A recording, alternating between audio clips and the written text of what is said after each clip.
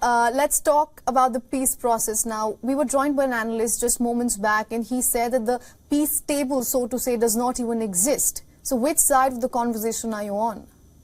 Well, I would hope possibly that if China or, if they're sending diplomats to Moscow, that they could maybe talk some sense into Putin. I think obviously both, the U.S. and the West want peace, and that's one of the reasons they're not sending advanced weapons systems. They don't want to escalate this thing, but they also understand that Ukraine is very vulnerable right now. So look, I think, I hope that both sides can get to the peace table. There will be concessions. I don't think Ukraine will be happy with some of the concessions that they'll have to make, nor do I think that Putin will be happy. But I think it's important, a lot of this, we can see the inevitable outcome, but if it could be avoided by avoiding this war. And remember, too, that there is support for this in the West, support for helping Ukraine, for sure.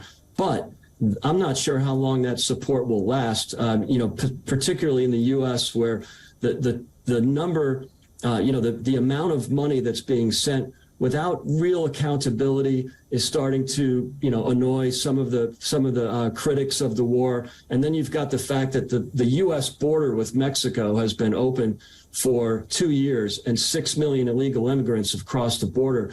I think there will be some frustration that important weapons are being depleted. Weapons and supplies from the Defense Department are being depleted right now, and also that there's basically a wide open border thanks to President Biden's policies. That doesn't fly, and that's not consistent with a country that wants to help Ukraine. I think there'll be some challenges to that, and I hope that President Biden can work that out, maybe work out some of the domestic issues, and that will help him maintain support for the assistance going to Ukraine.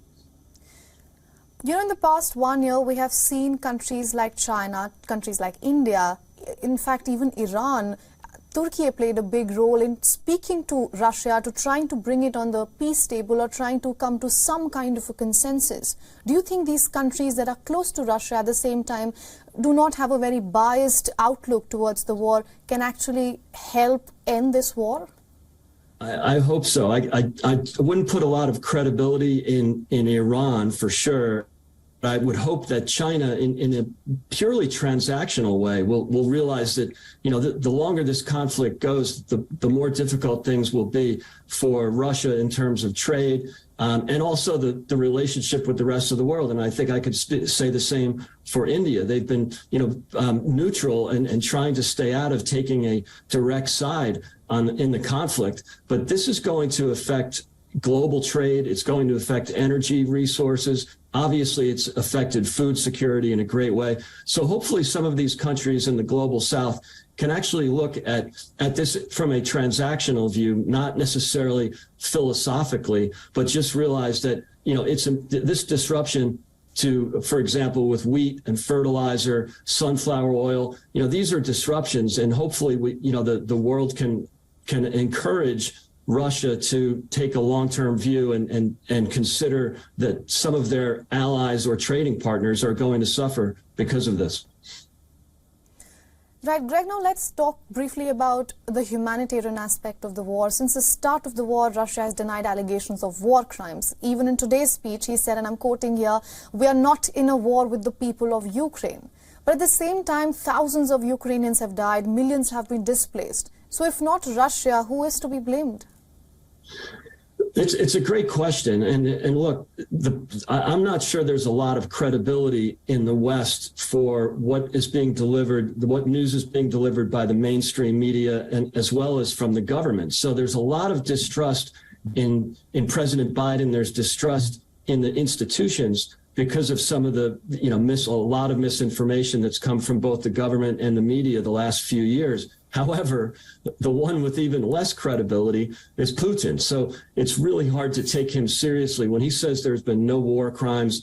Again, it's hard to judge who's exaggerating more. or whether some of the information is completely credible. But I think if someone was really serious and looked at what's happening, you'd have to argue that the criticisms from the West about war crimes and the humanitarian disaster that's been caused for the most part by Putin has some validity.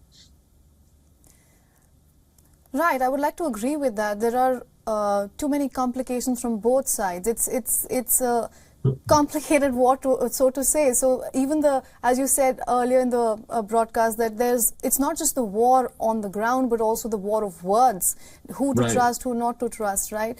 But I want to now bring in the aspect of sanctions, something we have seen throughout the past 1 year. Even in yesterday's visit by the US President Joe Biden, we saw new sanctions levied against Russia and any party that helps Russia in the war. But in this 21st century, I want to ask you, how impactful do you think sanctions actually are? It's a great question, and clearly they're not as impactful as the U.S. would wish because of the global connectivity in global trade. It's almost impossible to really cut off a country as big as Russia. It's not, surely not a sizable economy compared to the U.S. and China, obviously, and the EU.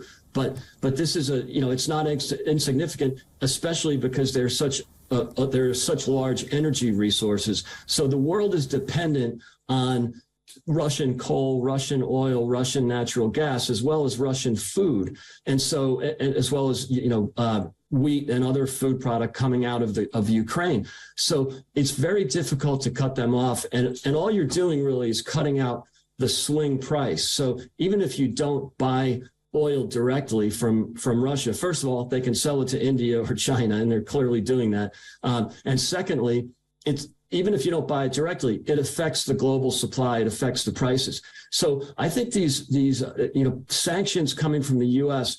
are very difficult to argue for, especially because President Biden has been so hostile to the energy sector in the United States. And that's because that was the swing price before Biden took office. And now you've got 1 million barrels a day less of oil being produced because of Biden's hostility to the energy sector. You can say the same for natural gas as well.